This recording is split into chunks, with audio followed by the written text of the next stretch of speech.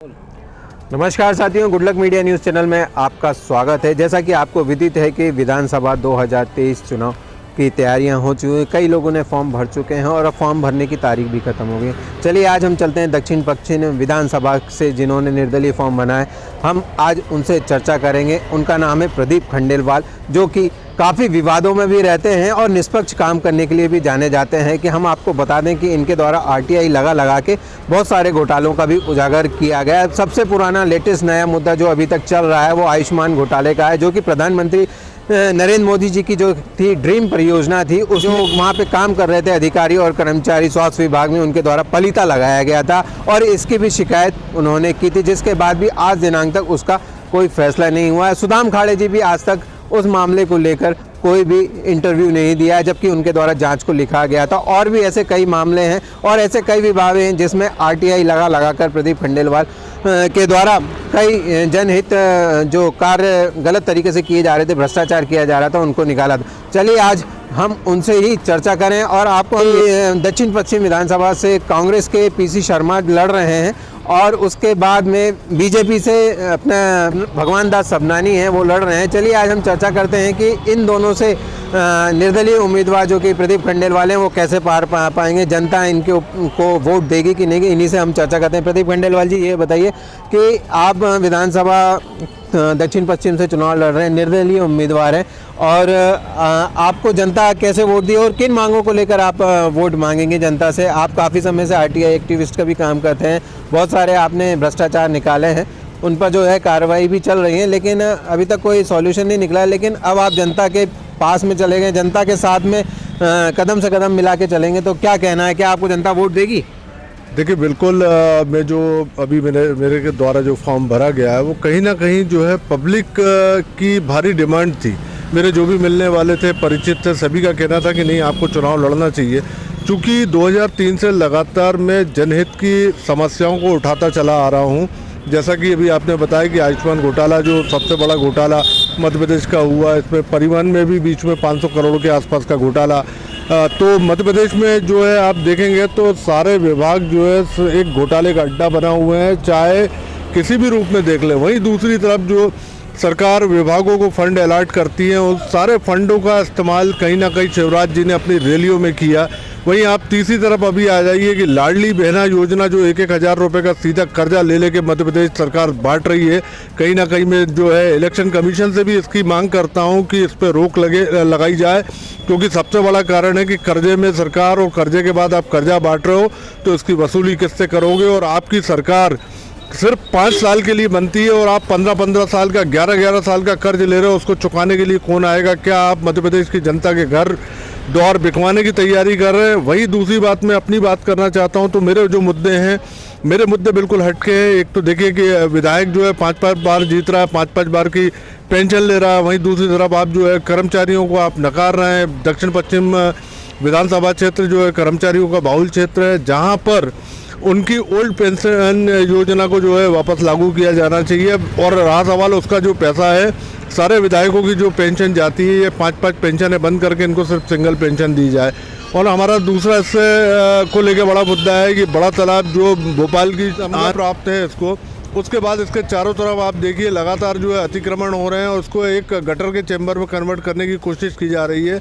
पिछले 2 तालाबों के आप हाल देख सकते हैं। छोटा तालाब जो कि आज गटर का चैम्बर बन गया है, और वहीं दूसरी तरफ आप देखिए कि शाहपुरा का तालाब, जहाँ खड़े होने में भी आदमी को पसीना आता है, दुर्गंध आती है। ऐसे में बड़े तालाब के चारों साइड से अतिक्रमण हटाए जाने का प्रयास करना चाहिए। उसका सबसे बड़ा कारण ये है कि रामसर साइट का तमगा होने के साथ साथ यहाँ पे विश्व भर से पक्षी भ्रमण करके यहाँ रहवास सेवास और प्रजनन करते हैं, जिनका भोजन पानी सब चीज़ की व्यवस्था है। आप तालाब के चारों साइड निर्माण करेंगे तो कहीं ना कहीं आप ध्वनि प्रदूषण करेंगे, कहीं ना कहीं आप जो है अदर पॉल्यूशन वहाँ फैलाएंगे, जिसके चलते लाइट पॉल्यूशन वहाँ फैलाएंगे, जिसके चलते वो पक्षी वहाँ से भाग जाएगा। तो पक्षियों के संरक्षण में काम करना है। वहीं जो सबसे बड़ा तीसरा मुद्दा आज की डेट में है वो ये है कि आप देख रहे हैं कि सबसे लाइलाज बीमारी कैंसर, जिसमें मरीज ख़त्म भी हो जाता है, लेकिन उसकी दवाइयाँ कराते कराते उसका पूरा परिवार फुटपाथ पे आ जाता है। उसका सबसे बड़ा कारण है कि कैंसर की जो दवाइयाँ हैं वो कहीं ना कहीं 10 रुपये की कीमत की होने के बाद 10-10 हज़ार तक की बिक रही हैं। इस पे काम करना बहुत ज़्यादा ज़रूरी है, क्योंकि लगातार देखिए आप जो DPCO से बाहर की जो दवाइयाँ हैं वो सारी दवाइयों की हालत ये है कि 20 रुपये की MRP होती मैन्युफैक्चरिंग होती है और 2-2 हज़ार रुपये में बिकती है। तो इस तरीके से क्या है कि कहीं ना कहीं आम जनता जिसके घर में गलती से कोई, मैं ईश्वर से प्रार्थना करूंगा किसी के घर में कैंसर का मरीज़ ना हो, लेकिन जिसके यहाँ भी कैंसर का मरीज़ आता है तो वो कहीं ना कहीं जो है 20 रुपये के 2-2 हज़ार 20-20 हज़ार रुपये देता है। उसके चलते हुए उसका घर परिवार पूरा बिखर जाता है। तो ऐसी दवाइयाँ को जो है सस्ती कराने के लिए वे प्रयास किए जाएंगे। और मैं लगातार जो है स्वास्थ्य सेवाओं पे काम करना चाहता हूँ। मध्य प्रदेश की जो स्वास्थ्य सेवाएँ हैं वो बिल्कुल वेंटिलेटर के हालात पे हैं। इसको देखते हुए जनता बिल्कुल मुझे पसंद कर रही है और जनता के पसंद करने के कारण ही मेरे द्वारा फॉर्म भरा गया है। अच्छा, ये बताइए कि जनता आपको वोट क्यों दे, आप किन मुद्दों को लेके वोट जनता से मांगेंगे?